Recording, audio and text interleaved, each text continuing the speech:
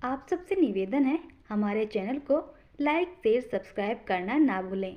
तो चलिए शुरू करते हैं आज की कहानी। आखिर कौन था वो बूढ़ा आदमी? जब वो अदालत में न्याय करने पहुंचे तो जज भी अपनी कुर्सी से उठकर उनको सैल्यूट करने लगे और सभी पुलिस और वकील उनको देखकर डर से थर थर कांपने लगे। आखिर कौन थे वे और उन्हें देखकर सभी लोग सर झुकाकर डर से क्यों कांपने लगे थे? सच्चाई जानकर आप सबके भी होश उड़ जाएंगे। पर उससे पहले आप सबसे निवेदन है कि हमारे चैनल को लाइक शेयर सब्सक्राइब ज़रूर करें। तो चलिए शुरू करते हैं आज की कहानी।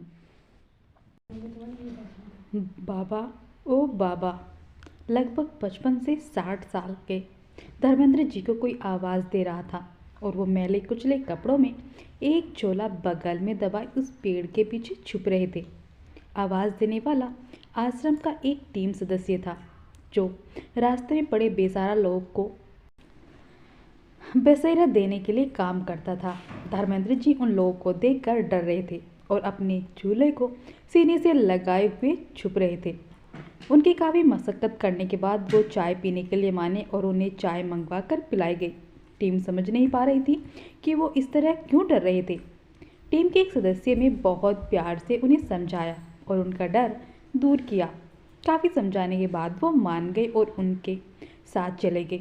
वहाँ जाकर उन्हें उनके जैसे काफ़ी लोग दिखाए गए जिन्हें देखकर उनका डर दूर हुआ। अब धर्मेंद्र जी वहीं रहने लगे थे। कुछ दिन बाद लोगों के अपनेपन और स्नेह से घुलने मिलने भी लगे थे, मगर अधिकतर समय वो खोए खोए से ही रहते थे और बार बार छुपकर अपने झोले से कुछ तस्वीर निकाल कर देखा करते। उनसे उनके घर और बच्चों के बारे में जानकारी लेने की कोशिश की गई, मगर उन्होंने कुछ बताया ही नहीं। एक दिन शाम के वक्त सबसे नज़र बचाकर धर्मेंद्र जी बाहर निकल गए। साथ के लोगों ने ऑफिस में बताया तो सबने उन्हें ढूंढा, मगर वो कहीं नहीं मिले। 2 घंटे तक ढूंढने के बाद वो वापस आश्रम में लौट आए तो सबकी सांस में सांस आई। सबने पूछा कि कहाँ गए थे, मगर वो आंखों में आंसू लिए खामोश ही रहे और अंदर जाकर अपने बिस्तर पर लेट गए। टीम के सदस्यों ने किसी से भी उनसे कुछ पूछने और बात करने को मना कर दिया, मगर अगले दिन फिर से धर्मेंद्र जी गायब हो गए और 1.5-2 घंटे में फिर से वापस लौट आए और पिछली बार की तरह इस बार भी किसी को कुछ नहीं बताया। उनके जाने का सिलसिला ऐसे ही जारी रहा। वो चुपचाप बिना किसी को बताए निकल जाते और अपने आप वापस आ जाते, मगर आज वो चाहकर भी नहीं जा पाए क्योंकि पूरी टीम ने उनके ऊपर निगरानी रखनी शुरू कर दी थी। वो सभी जानना चाहते थे कि आखिर वो जाते कहाँ हैं और क्या करते हैं, तो वो अपने ही अब वापस क्यों लौट आते हैं और जाते भी हैं तो। मगर आज वो नहीं गए क्योंकि वो नहीं चाहते थे कि कोई उनका पीछा करे। जब उनसे काफ़ी पूछने पर भी उन्होंने कुछ नहीं बताया तो आश्रम की टीम ने उन्हें डॉक्टर को दिखाने का सोचा। टीम की एक मेंबर ज्योति ने एक साइकोलॉजिस्ट की अपॉइंटमेंट ले ली और वो धर्मेंद्र जी को लेकर वहाँ पहुँच गई। 1 घंटे के सेशन में धर्मेंद्र जी चुप ही रहे और उन्होंने अपने नाम के अलावा कुछ भी नहीं बताया। बस अपने झोले को सीने से लगाए डर कर बैठे रहे। डॉक्टर ने एक युक्ति निकाली और ज्योति से कहा, इन पर नज़र रखना बंद कीजिए आप लोग और चुपके से देखिए कि ये कहाँ जाते हैं।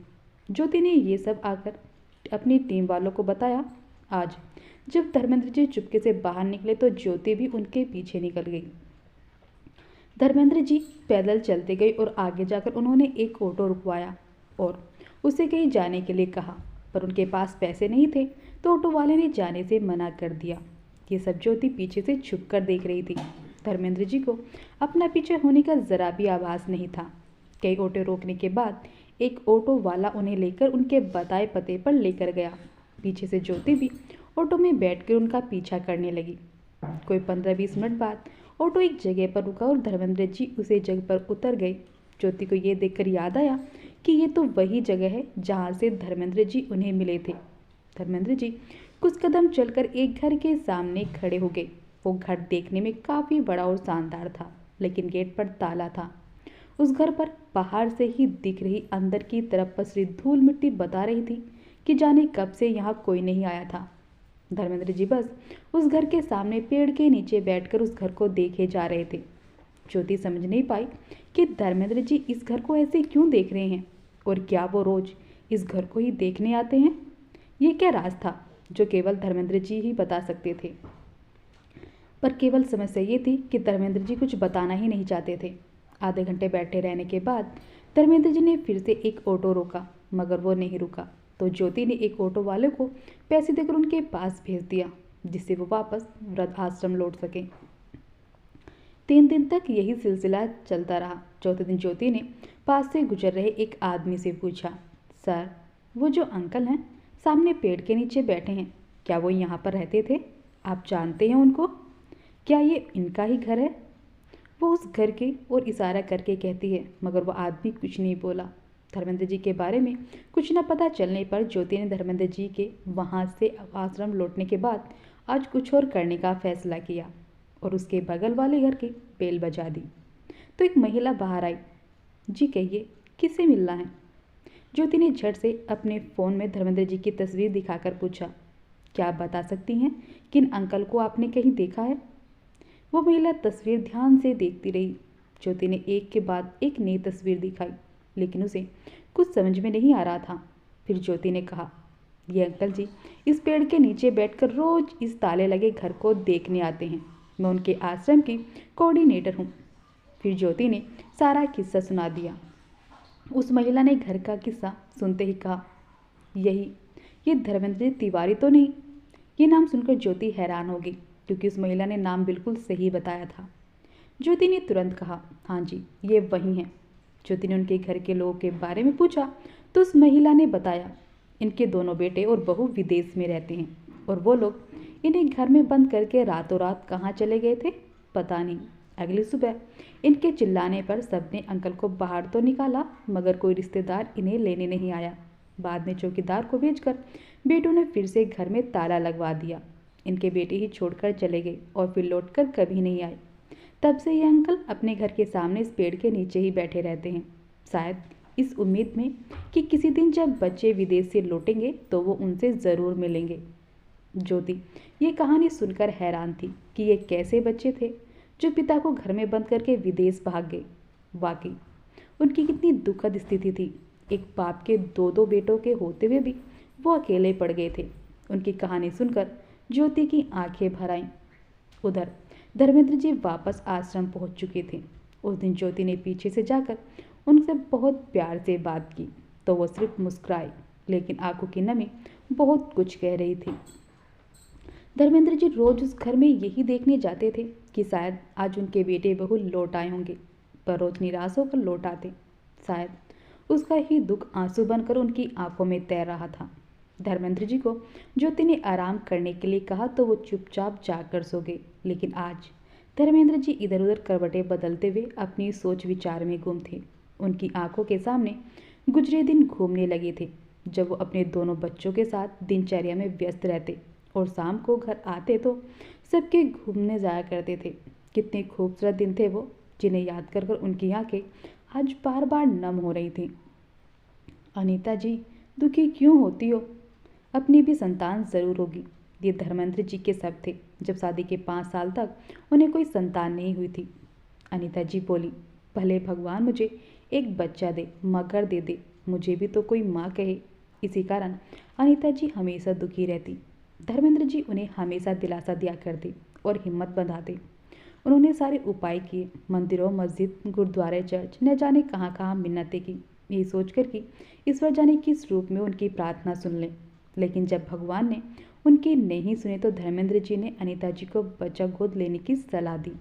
अनीता जी भी राजी हो गई और अगले ही दिन अनाथ आश्रम जाकर दोनों ने एक लड़के को गोद ले लिया। दोनों उसे अपनी संतान की तरह प्यार करते और उस पर जान छिड़कते। यश भी उन दोनों की काफ़ी इज्जत करता और उन्हें काफ़ी प्यार करता। तीनों अपनी दुनिया में खुश रहते। अब यश को आए 2 साल होने वाले थे और अनीता जी और धर्मेंद्र जी यश को पूरी तरह से अपना चुके थे।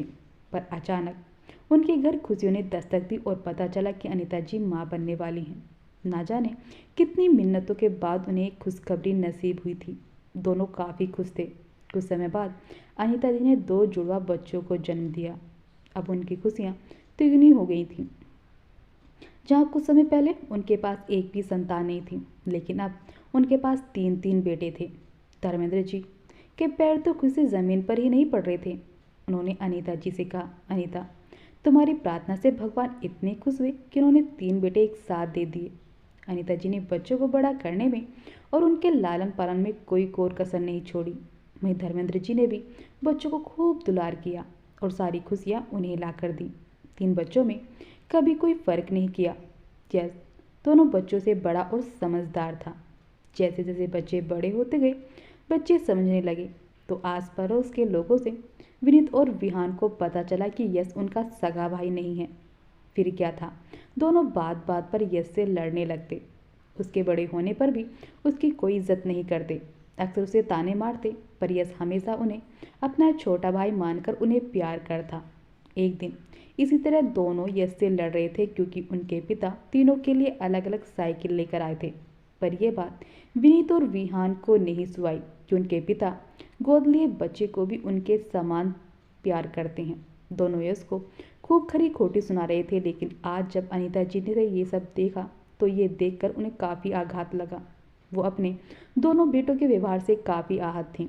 उन्होंने और धर्मेंद्र जी ने दोनों को काफ़ी समझाने की कोशिश की कि यश उनका बड़ा भाई है और उन्हें उसकी इज्जत करनी चाहिए, पर दोनों ने उनकी बात नहीं मानी।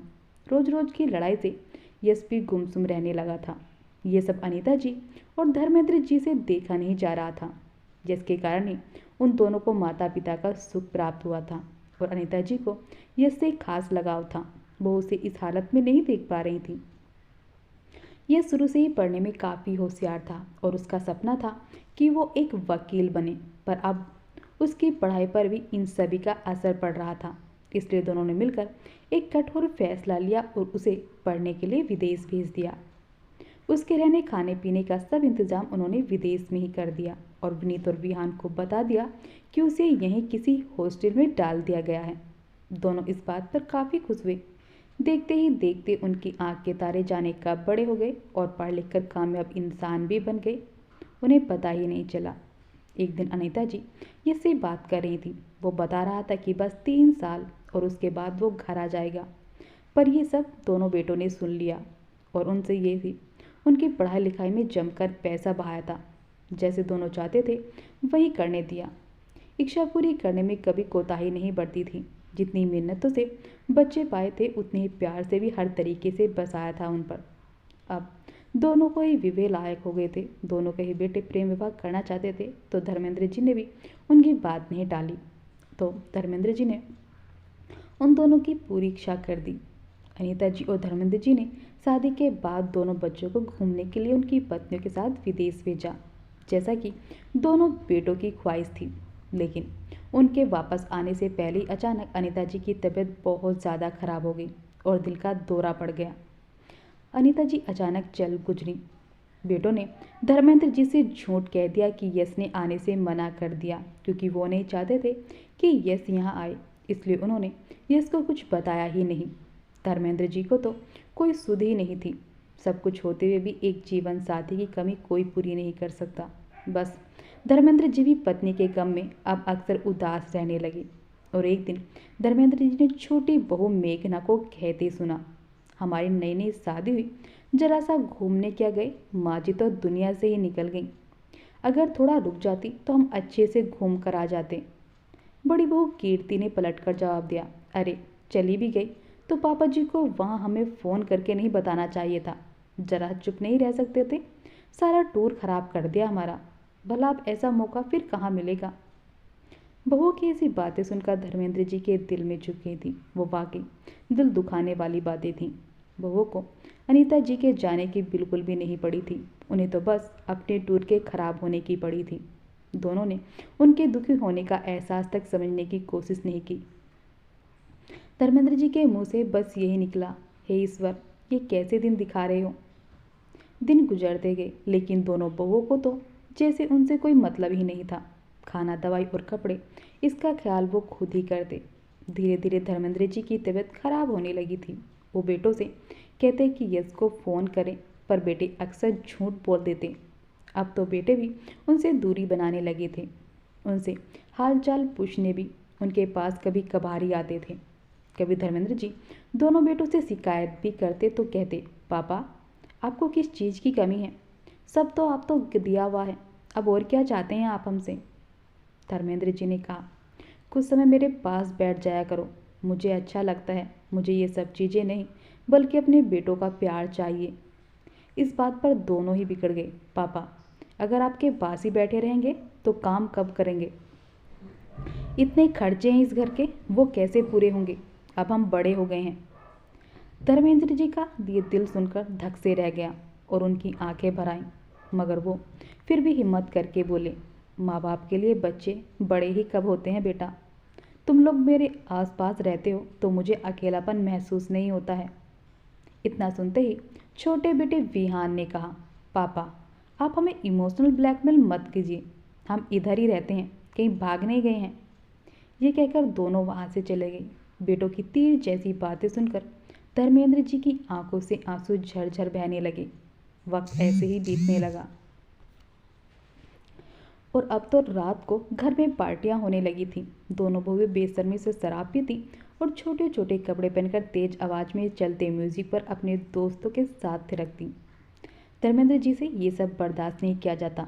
एक दिन उन्होंने इसका विरोध किया तो बहुओं ने कहा, विहान और विनीत, अपने पापा को समझाओ, हम लोग बूढ़े नहीं हैं जो इनकी तरह रहें। हमें जो पसंद है वही करेंगे, हमारी भी जिंदगी है, अपनी तरह से जिएंगे। बेटों ने भी जमकर धर्मेंद्र जी को ही सुनाया। धर्मेंद्र जी बोले, बेटा मैंने कभी शराब को हाथ तक नहीं लगाया, और बहू तुम, क्या यही संस्कार सीखे हैं तुमने अपने माता पिता से? इतना सुनते ही कीर्ति ने चीखते हुए आंख दिखाकर कहा, अपने पापा को चुप करा लो विनीत, वरना। आंखें निकालकर बोलती हुई कीर्ति को देखकर धर्मेंद्र जी के रोंगटे खड़े हो गए। इसकी तो उन्होंने कल्पना भी नहीं की थी, मगर आज बहू के ऐसे शब्दों से धर्मेंद्र जी के लिए एक बहुत बड़ा झटका था। अब तो आए दिन ये सब होने लगा था। बिना बात ही कीर्ति और मेघना उन पर गुस्से से सवार रहने लगी। दोनों ने ही पूरे घर की जिम्मेदारी धर्मेंद्र जी के कंधों पर डाल दी और खुद दोनों घर में किटी पार्टी कर दी और सहेलियों के सामने धर्मेंद्र जी की खूब खिल्ली उड़ाती। उनके सामने ही शराब पीती और नशे में झूमते हुए धर्मेंद्र जी के सामने पहुंच जाती और सहेलियों के सामने उनका अपमान करती। धर्मेंद्र जी ने बेटों से कहने की कोशिश भी की, मगर दोनों ने उन्हें कहने से पहले ही चुप करा दिया। अब धर्मेंद्र जी की किस्मत बुरी तरह से पलट गई थी। दोनों बहुओं ने मिलकर उन्हें नौकर बनाकर रख दिया था। दोनों बहुएं जरा सी बात पर अब तो उन पर हाथ भी उठा देती थीं, मगर कोई कुछ नहीं कहता था। धर्मेंद्र जी के दिन बेबसी में रो रो कर कट रहे थे और वो अपनी पत्नी को याद कर समय बिताते और कहते, तुम मुझे छोड़ कर न जाती तो मेरे साथ ये सब नहीं होता। बेटों ने ज़मीन के कागजात भी धर्मेंद्र जी से छीन लिए थे। बेबस धर्मेंद्र जी बस अपना समय काट रहे थे, लेकिन एक दिन कुछ ऐसा हुआ जिसके बारे में वो सपने में भी नहीं सोच सकते थे। एक दिन उनकी तबीयत खराब थी।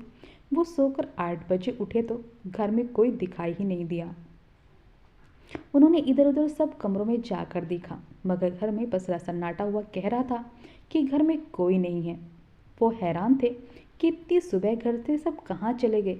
उन्होंने अपने बेटों को फ़ोन करने के लिए अपना फ़ोन ढूंढा तो फ़ोन ही नहीं मिला। वो चुपचाप कमरे में बैठ गए। दिन के 11 बजे, फिर 2, और अब तो शाम ही हो गई थी, मगर कोई नहीं आया। उन्होंने फिर से बच्चों के कमरे में जाकर देखा तो अलमारियां खुली पड़ी थीं और काफ़ी सामान गायब भी था। बिस्तर भी सब तितर बितर पड़ा हुआ था। ये सब देखकर उन्हें बहुत अजीब लगा, लेकिन फिर भी बेटों का इंतज़ार करते रहे। पर अब तो रात का सन्नाटा भी यही बोल रहा था कि अब कोई लौट कर नहीं आएगा। जैसे जैसे रात बढ़ती जा रही थी, धर्मेंद्र जी की घबराहट भी तेज होती जा रही थी। बाहर की रोशनी देखकर उन्हें घबराहट में घर की लाइट जलाने की कोशिश की तो कोई भी लाइट जली ही नहीं। उन्हें अभी तक विश्वास नहीं हो रहा था कि ये सब जानबूझकर किया गया है या सिर्फ एक इत्तेफाक है। उन्होंने तो सोचा था कि शायद सब कहीं बाहर गए होंगे और शाम तक आ जाएंगे। सब लोग लाइट काट कर चले गए थे और घर से बाहर भी नहीं जा सकते थे वो, क्योंकि दरवाजे बाहर से भी बंद किए गए थे। फ़ोन के बिना किसी को मदद के लिए बुला भी नहीं सकते थे। रात भर अंधेरे में रहने के बाद धर्मेंद्र जी को सवेरे तक ये तो यकीन हो गया था कि सब उन्हें बंद करके कहीं चले गए हैं और शायद अब वापस नहीं आएंगे। घबराहट के कारण उनका दम घुटने लगा था तो धर्मेंद्र जी घर के अंदर से ही आवाज़ लगाने लगे थे, लेकिन किसी का ध्यान उनके बंद घर पर गया ही नहीं। वो सब इधर उधर देखते और आगे बढ़ जाते। लेकिन दोपहर में एक पड़ोसी को कुछ शक हुआ और वो घर के करीब आया। तब धर्मेंद्र जी ने जोर से आवाज़ देकर कहा कि मैं अंदर हूँ, प्लीज़ मुझे बाहर निकाल दीजिए। लोग की मदद से उन्हें बाहर निकाला गया और वह डरे सहमे से बाहर निकल गए। वो नहीं चाहते थे कि कोई उनसे कुछ पूछे, वो किसी से कुछ नहीं कहना चाहते थे। लोगों की बातें सुनकर उनका दिल बैठा जा रहा था। अरे ऐसे कैसे बंद करके चले गए? ये सब अनजाने में तो हुआ नहीं है, सब जानबूझकर ही बंद करके गए होंगे। अगर इनको कुछ हो जाता? दूसरे ने कहा। अरे वो तो कुछ दिन से विनीत कनाडा के बारे में पूछता रहता था, बोल रहा था कि वो जाना चाहता है, कहीं वहीं तो नहीं चले गए?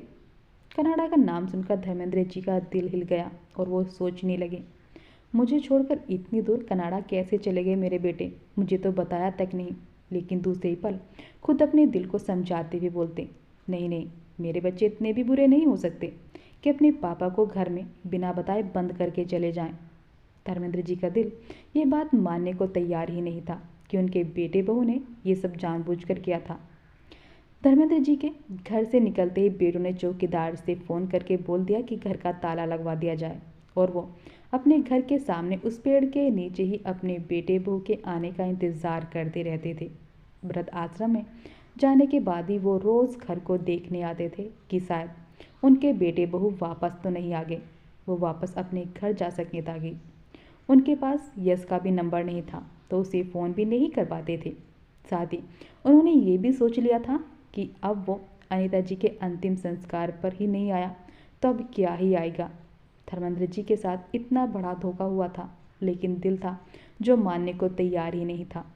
धर्मेंद्र जी बिस्तर पर लेटे लेटे ख्यालों के में गुम हो गए और एक दिन याद कर रहे थे और आज उनकी आंखों से आंसू रुक रहे नहीं रहते।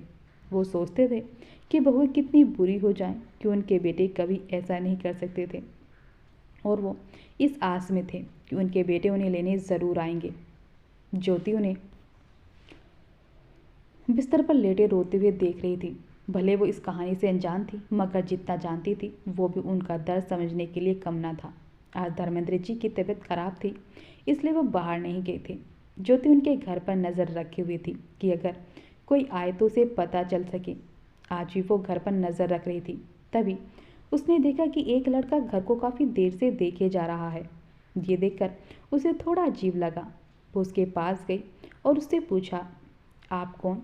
क्या ये आपका घर है? इसने अपनी आंखों से आंसू पूछे और कहने लगा, है नहीं, था, पर अब मेरा यहाँ कोई नहीं है। ये सुनकर ज्योति को थोड़ा अजीब लगा, पर अपने मन में सोचने लगी, क्या ये धर्मेंद्र जी का बेटा है? उसने उससे पूछा, मैं कुछ समझी नहीं। इस भावनाओं में बहकर कहने लगा, ये कभी मेरा घर हुआ करता था, पर अब मेरा ये घर नहीं है। माँ पिताजी चल बसे और दोनों छोटे भाई विदेश में हैं। आज ही मैं विदेश से लौटा हूँ तो बस घर देखने चला आया। ये सब सुनकर ज्योति हैरान रह गई, क्योंकि धर्मेंद्र जी तो जिंदा थे और उसे तो इतना ही पता चला था कि धर्मेंद्र जी के सिर्फ 2 ही बेटे हैं। उसने कहा, क्या आपके पिताजी का नाम धर्मेंद्र तिवारी है? इसने हामी भरी तो उसने कहा, पर मैंने तो सुना था कि धर्मेंद्र जी के सिर्फ 2 ही बेटे हैं। जो सुनकर यश एक दर्द भरी मुस्कुराहट के साथ मुस्कुराया और कहने लगा, हाँ, मुझे उन्होंने गोद लिया था और जब विनीत और विहान को मेरा उनके साथ रहना पसंद नहीं आया तो पिताजी ने मुझे पढ़ने के लिए विदेश भेज दिया था, जज की पढ़ाई करने के लिए। अब मैं यहीं के हाई कोर्ट की अदालत का जज हूँ। 1 साल पहले मुझे विनीत का पत्र मिला। उसमें उसने बताया कि माँ पिताजी एक्सीडेंट में चल बसे और वो भी विदेश शिफ्ट हो चुके हैं, इसलिए मेरा अब यहाँ कोई नहीं है। ये सब अपने आंसू पोंछता हुआ कह रहा था। ज्योति ये सुनकर हैरान रह गई। उसने यश से कहा, आपके पिताजी तो जिंदा हैं? ये सुनकर यश हैरानी से बोला, क्या? ज्योति बोली, हाँ, आपके पिताजी जिंदा हैं और वृद्ध आश्रम में हैं, इसलिए मेरे साथ। ये कहकर वो यश को अपने साथ ले जाती हैं। यश को कुछ समझ नहीं आ रहा था, पर अगर ये सच था तो वो काफ़ी खुश था।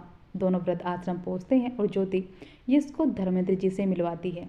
यश धर्मेंद्र जी को सब कुछ बताकर वो पत्र उन्हें दिखा देता है। धर्मेंद्र जी को इन सभी से काफ़ी आघात पहुंचता है और उनके बेटे कितना गिर चुके थे, पर वो यश को देखकर काफ़ी खुश थे। पर यश अपने पिता की ऐसी हालत देखकर काफ़ी गुस्से में था। उसने ठान लिया था कि वो अपने भाइयों को ऐसा सबक सिखाएगा कि वो कभी ज़िंदगी में भी नहीं भूलेंगे। उसने ज्योति से इस बारे में बात की तो ज्योति ने उसे एक योजना सुनाई। यश ने भी अपनी सहमति जताई। अब धर्मेंद्र जी को अपने बेटों से नफरत सी हो गई थी और वो भी यश के साथ थे। यश ने अपनी जान पहचान से विनीत का नंबर निकलवा लिया था और ज्योति से उससे बात करने को कहा। ज्योति ने कहा, आपकी माँ का देहांत हो गया है, अब उनका क्या करें? क्या आप लोग अंतिम संस्कार के लिए इंडिया आएंगे? विनीत की आवाज़ आई, अरे आप किसी से भी करवा दीजिए उस बूढ़े के अंतिम संस्कार के लिए, क्या मैं अपने इलाकों की मीटिंग छोड़कर इंडिया आऊँगा? नहीं, ऐसा तो नहीं हो सकता, मेरे पास इतना टाइम नहीं है। तभी पीछे से एक आवाज़ आई जिसने कहा, क्या बेवकूफ़ी है, आप लोग पैसों की बात कीजिए, जितना चाहिए हो उस बूढ़े को पैसे दो और फूंक दो। ये सब सुनकर धर्मेंद्र जी के मन में कड़वाहट भर गई। ये सब सुनना उनके लिए करंट लगने के समान था। अपने बेटों के मुंह से ये सब सुनकर तो ऐसा आघात लगा था जिसकी उन्होंने कल्पना भी नहीं की थी। जितने जतन से दोनों का जन्म हुआ था, आज ये दिन देखना पड़ रहा था। आज तक वो अपने बेटों के बारे में यही सोच रहे थे कि वो जरूर उन्हें लेने आएंगे और उनकी आंखों में अपने बेटों के आने का इंतज़ार था। अगले दिन अपनी योजना के चलते यश और ज्योति धर्मेंद्र जी को इंसाफ दिलाने वाले थे। धर्मेंद्र जी खुद अपने बेटों को सजा दिलवाना चाहते थे।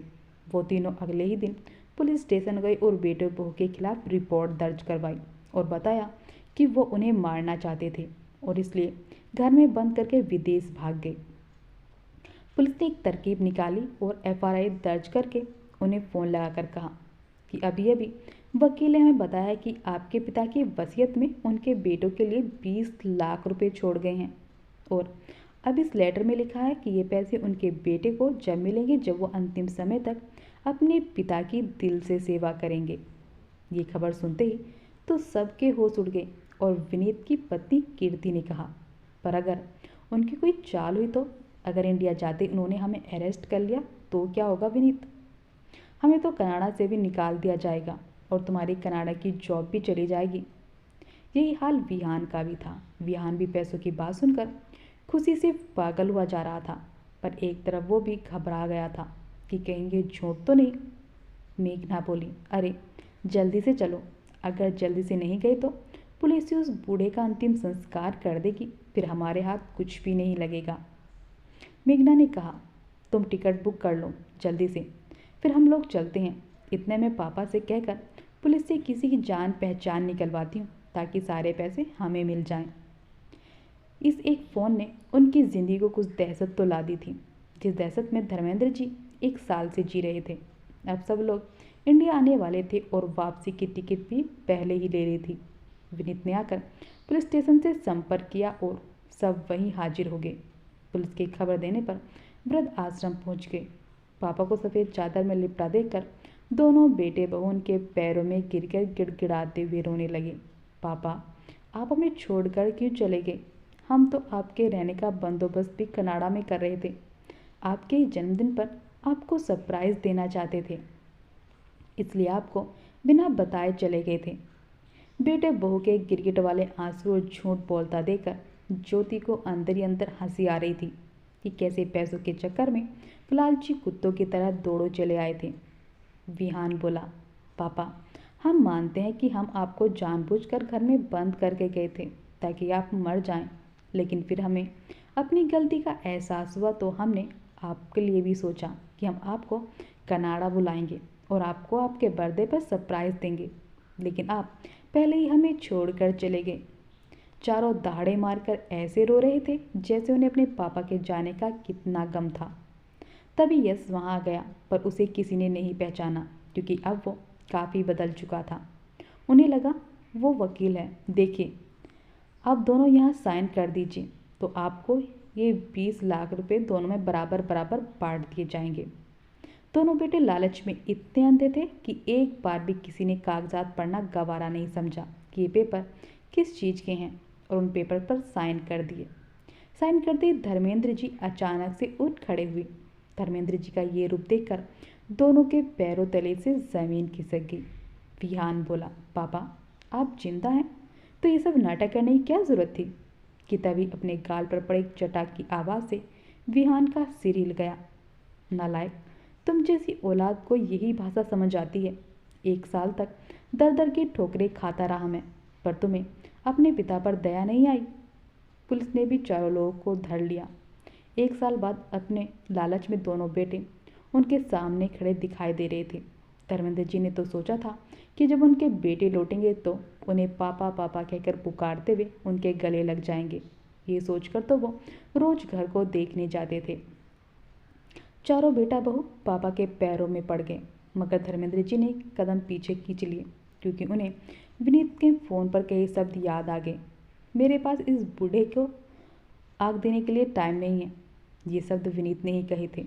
एक पुलिस अधिकारी बोली, कैसी औलाद हो तुम लोग, बाप को बंद करके मरने के लिए कैसे छोड़ गए? क्या जरा भी तुम्हारे दिल में दया नहीं? शुक्र मनाओ इन आश्रम वालों का कि ये इन्हें साथ लेकर आए, नहीं तो तुम्हारे पापा जाने कहाँ सड़क पर पड़े थे। इतने बेशरम लोग तो कनाडा में भी रहने लायक नहीं हैं। विहान ने तुरंत कहा, मैम वो फ़ोन तो हमें ही इनके भले के लिए क्या था। पुलिस इंस्पेक्टर तिलमिलाती हुई अपनी सीट से खड़ी हो गई और विहान का गिरबान पकड़कर बोली, अच्छा भले के लिए फ़ोन किया था तो साथ क्यों नहीं ले गए थे? घर में बंद करके क्यों गए थे इन्हें? और साथ नहीं ले जाना चाहते थे तो इनको बताकर क्यों नहीं गए? अंधेरे में क्यों रखा इन्हें? इंस्पेक्टर से अब दोनों बहुए और विनीत को भी डर लगने लगा था। विनीत ने झट से कहा, ma'am can you please tell us that what you want, money और समथिंग एल्स? विनीत की इस बात पर इंस्पेक्टर का दिमाग और भी ज़्यादा खराब हो गया। उसने आवाज़ लगाकर कहा, इस कांस्टेबल इन्हें लॉकअप में अंदर करो अभी के अभी। मैं अभी इन पर रिश्वत देने का चार्ज लगाती हूँ। ऐसा कहकर इंस्पेक्टर तुरंत रजिस्टर खोलकर लिखने बैठ गई। तो विनीत ने हाथ जोड़कर कहा, sorry ma'am, I am very sorry, मेरा मतलब वो नहीं था। ऐसा मत कीजिए मैम, हमें वापस भी जाना है, हमारी जॉब चली जाएगी। मेघना और कीर्ति भी इंस्पेक्टर से सॉरी कहने लगी, मगर इंस्पेक्टर ने ज़ोरदार आवाज़ में कहा, माफ़ी मांगनी है तो इनसे मांगो, इनके साथ जो किया है तुमको ये माफ़ करेंगे। इस बात पर मेघना और कीर्ति का सर शर्म से झुक गया। धर्मेंद्र जी ने कहा, ये क्या माफ़ी मांगेंगे मैडम मुझसे? लानत है ऐसे बेटे बहू पर जिन्होंने परवरिश को तार तार कर दिया मेरा इनसे अब कोई वास्ता नहीं। मेरा बस एक ही बेटा है और ये सब अब उसका है। ये कहकर वो ज़मीन के कागजात यस की ओर बढ़ाते हैं तो यस कहता है, नहीं पापा, मुझे ये सब नहीं चाहिए। आप ठीक है, मेरे लिए ये ही काफ़ी है और आपको अब इस तरह नहीं जीना होगा। आप मेरे साथ पूरे सम्मान के साथ रहेंगे। आपने कहा इसलिए मैंने इस ज़मीन के कागजातों पर साइन करवाए। ये आपकी अमानत है। ये सुनकर सभी हैरानी से उनकी ओर देखने लगे और उन्होंने अपना ढोंग शुरू कर दिया। विनीत ने कहा, नहीं पापा, हमें एहसास हो गया है, बहुत बड़ी गलती की है, प्लीज़ हमें माफ़ कर दीजिए। यस, हमें माफ़ कर दो। हमने तुम्हें झूठा पत्र भेजा था ताकि हम तुम्हें वापस नहीं आओ। धर्मेंद्र जी ने एक जोर का तमाचा बेटे को जड़ दिया और बोले, माफ़ी कैसे माफ़ कर दो तुम्हें? क्या वो समय वापस आएगा जब मेरी पत्नी के मरने के दुख से ज़्यादा तुम लोगों को टूर से वापस आने का दुख था? अरे तुम्हारी पत्नी ने मुझ पर क्या क्या जुल्म ढाए और तुम दोनों ने कभी अपनी पत्नियों को समझाया तक नहीं, बल्कि बाप के दुख को नज़रअंदाज करके पत्नियों के रंग में ही रंग गए। फिर आज किस मुँह से माफ़ी मांग रहे हो? इतनी देर से चुप ज्योति बोली, कैसा लगा आप लोगों को हमारे 440 वोल्ट का झटका? क्योंकि खुद अंकल जी की सारी जायदाद पैसे आप दोनों ने अपनी खुशी से वापस किए हैं। इतना कहकर ज्योति ने धर्मेंद्र जी के सारे जायदाद के कागजात वापस सुने कर दिए। धर्मेंद्र जी ने कहा, तुमसे अच्छे तो ये लोग हैं, और यस वो तो मेरा अपना खून भी नहीं है, फिर भी उसे मेरी तुम दोनों से ज़्यादा फिक्र है। उसे जायदाद नहीं, बस मेरा साथ चाहिए, और तुम लोग पैसों के लिए यहाँ तक आ गए। अरे तुम तो किसी की संतान होने के लायक भी नहीं हो। मैं तुम्हें जीवन भर माफ़ नहीं करूँगा। चले जाओ यहाँ से और दोबारा अपनी शक्ल मत दिखाना मुझे। चारों एक दूसरे का मुंह देख रहे थे, लेकिन अब क्या हो सकता था? अब पुलिस से बचने का एक ही रास्ता था, जब खुद पापा ने ही उनके खिलाफ आवाज़ उठा दी थी। और यस जो जज था, जो सभी सबूतों के साथ था, चारों माफ़ी मांगते रहे और उनके कदमों पर आ गिरे। पापा, अब आपको कोई परेशानी नहीं होगी, हम आपको कोई दुख ही नहीं देंगे, प्लीज़ आप पुलिस केस वापस ले लीजिए। पापा मैं बर्बाद हो जाऊंगा, आप मेरे साथ वहीं चलिए, हम सब मिलकर रहेंगे और ये दोनों भी आपका बहुत ख्याल रखेंगे। लेकिन अब धर्मेंद्र जी का दिल टस से मस भला कैसे होने वाला था जब इतनी पीड़ा अपनी उनकी औलाद ने ही दी थी। धर्मेंद्र जी का दिल माफ़ करने को राजी न हुआ और उन चारों से नज़र घुमाकर खड़े हो गए। धर्मेंद्र जी का बड़ा बेटा बोला, पापा अब तो हमने आपका सारा हक, आपका सारा कर्ज चुका दिया है, अब तो हमें माफ़ कर दीजिए। धर्मेंद्र जी ने गुस्से से कहा, तुम लोग कभी मेरा कर्ज नहीं चुका पाओगे। अरे तुम क्या, कोई भी औलाद अपने माँ बाप का कर्ज नहीं चुका सकती। आज से तुम लोग मेरे लिए मर चुके हो। जिस आधुनिकता की उड़ान में तुम उड़ रहे थे, उस उड़ान में उनका सामना जिंदगी के तूफान से हो गया था, जिसने जिंदगी के ज़मीनी स्तर का एहसास कराकर उन्हें नीचे लापटका था और बता दिया था कि हवा में उड़ने वाले इसी तरह एक दिन कटकर गिर पड़ते हैं। जैसे ही महेंद्र जी अदालत में जज पे अपनी कुर्सी से उठकर उनको सल्यूट किए। ये देखकर सभी पुलिस वालों ने उनको सर झुकाकर अभिनंदन किया। यश ने बड़ी अदालत में अपने दोनों भाइयों को सजा सुनाने के लिए अपने पिता को बुलाया, जहाँ पिता ने खुद जज बनकर अपने दोनों बेटों को अपने पिता के साथ अन्याय करने के लिए 2-2 साल की सजा सुनाई। जब सबको पता चला कि ये यश के पिताजी हैं, तो सब पुलिस वालों ने, वकील ने भी उनको सल्यूट किया। यश की इजाज़त लेने ने मना करने पर उन्होंने अब सब कुछ अपना वृद्ध आश्रम को दान कर दिया था और उस दिन के बाद से धर्मेंद्र जी ने कभी अपने बेटे बहू की तरफ मुड़कर भी नहीं देखा। यश और ज्योति की दोस्ती प्यार में बदल गई और दोनों ने धर्मेंद्र जी के आशीर्वाद से शादी कर ली और तीनों खुशी खुशी एक साथ रहने लगे। तो दोस्तों, आप सबको धर्मेंद्र जी का फैसला कैसा लगा? कमेंट बॉक्स में अपने राय विचार लिखकर ज़रूर बताइएगा। धन्यवाद।